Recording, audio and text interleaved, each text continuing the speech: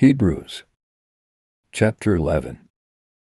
Now faith is assurance of things hoped for, proof of things not seen. For by this the elders obtained testimony. By faith we understand that the universe has been framed by the word of God, so that what is seen has not been made out of things which are visible. By faith Abel offered to God a more excellent sacrifice than Cain, through which he had testimony given to him that he was righteous, God testifying with respect to his gifts, and through it he, being dead, still speaks. By faith Enoch was taken away, so that he wouldn't see death, and he was not found, because God translated him. For he has had testimony given to him that before his translation he had been well-pleasing to God. Without faith it is impossible to be well-pleasing to him. For he who comes to God must believe that he exists, and that he is a rewarder of those who seek him. By faith Noah, being warned about things not yet seen, moved with godly fear, prepared a ship for the saving of his house, through which he condemned the world, and became heir of the righteousness which is according to faith. By faith Abraham, when he was called, obeyed to go out to the place which he was to receive for an inheritance. He went out, not knowing where he went. By faith he lived as an alien in the land of promise, as in a land not his own, dwelling in tents with Isaac and Jacob, the heirs with him of the same promise. For he looked for the city which has the foundations, whose builder and maker is God. By faith even Sarah herself received power to conceive, and she bore a child when she was past age, since she counted him faithful who had promised. Therefore as many as the stars of the sky in multitude, and as innumerable as the sand which is by the seashore, were fathered by one man, and him as good as dead. These all died in faith, not having received the promises, but having seen them, and embraced them from afar, and having confessed that they were strangers and pilgrims on the earth. For those who see such things make it clear that they are seeking a country of their own. If indeed they had been thinking of that country from which they went out, they would have had enough time to return, but now they desire a better country, that is, a heavenly one. Therefore God is not ashamed of them, to be called their God, for he has prepared a city for them. By faith Abraham, being tested, offered up Isaac.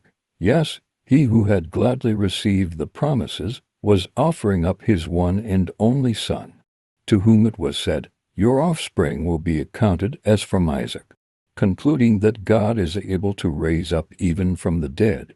Figuratively speaking, he also did receive him back from the dead. By faith Isaac blessed Jacob and Esau, even concerning things to come. By faith Jacob, when he was dying, blessed each of the sons of Joseph, and worshipped, leaning on the top of his staff. By faith Joseph, when his end was near, made mention of the departure of the children of Israel, and gave instructions concerning his bones. By faith Moses, when he was born, was hidden for 3 months by his parents, because they saw that he was a beautiful child, and they were not afraid of the king's commandment. By faith Moses, when he had grown up, refused to be called the son of Pharaoh's daughter, choosing rather to share ill treatment with God's people than to enjoy the pleasures of sin for a time, considering the reproach of Christ greater riches than the treasures of Egypt, for he looked to the reward. By faith he left Egypt, not fearing the wrath of the king, for he endured, as seeing him who is invisible. By faith he kept the Passover and the sprinkling of the blood, that the destroyer of the firstborn should not touch them. By faith they passed through the Red Sea as on dry land. When the Egyptians tried to do so, they were swallowed up.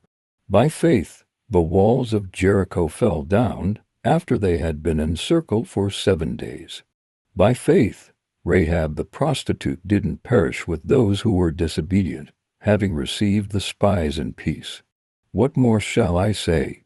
For the time would fail me if I told of Gideon, Barak, Samson, Jephthah, David, Samuel, and the prophets, who through faith subdued kingdoms, worked out righteousness, obtained promises, stopped the mouths of lions, quenched the power of fire, escaped the edge of the sword, from weakness were made strong, grew mighty in war, and caused foreign armies to flee. Women received their dead by resurrection. Others were tortured, not accepting their deliverance, that they might obtain a better resurrection. Others were tried by mocking and scourging, yes, moreover by bonds and imprisonment. They were stoned, they were sawn apart, they were tempted, they were slain with the sword. They went around in sheepskins and in goatskins, being destitute, afflicted, ill-treated, of whom the world was not worthy, wandering in deserts, mountains, caves, and the holes of the earth. These all, having had testimony given to them through their faith, didn't receive the promise, God having provided some better thing concerning us, so that apart from us they should not be made perfect. Thank you for watching. Please like, subscribe, hit the bell, and share.